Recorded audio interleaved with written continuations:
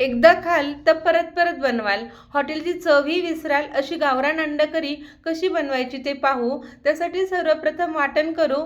लोखंडी तव्यामध्ये किसलेले 2 चमचे सुकं खोबरं घातलं. खोबरं हलकं भाजलं की त्यातच 1 चमचे तीळ घातले.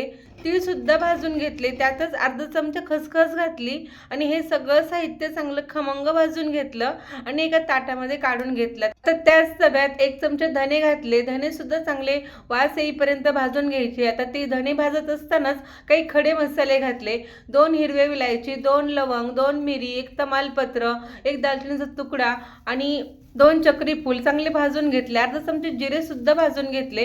ते काढून घेतलं आणि त्याच तव्यामध्ये 1 मोठा कांदा बारीक चिरलेला तो पण गोल्डन कलर येईपर्यंत चांगला परतून घेतला.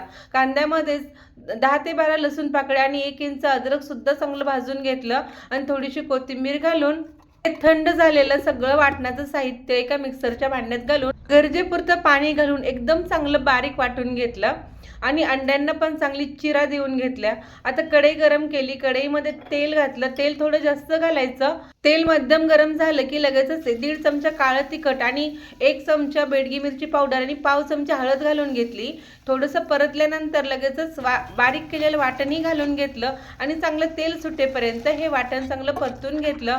वाटण परतलं की लगेचच गरम पाणी करून घातलं आणि वाटणाची क्वांटिटी बघूनच आपल्याला गरम पाणी पण घालायचं आहे. रशाला चांगली उकळी आल्यानंतर त्याच्यामध्ये उकडलेली अंडी घातली. कोथिंबीर बारीक चिरून घातली आणि परत 5 ते 6 मिनिटं या रशाला चांगली उकळी येऊन दिली आणि हो चवीनुसार मीठही घालून घेतलं. आता इथे आपली चमचमीत अशी गावरान अंडा करी तयार आहे. गरम गरम भाकरीबरोबर खाऊन घ्या आणि रेसिपी आवडली तर एक लाईक करा. बाय.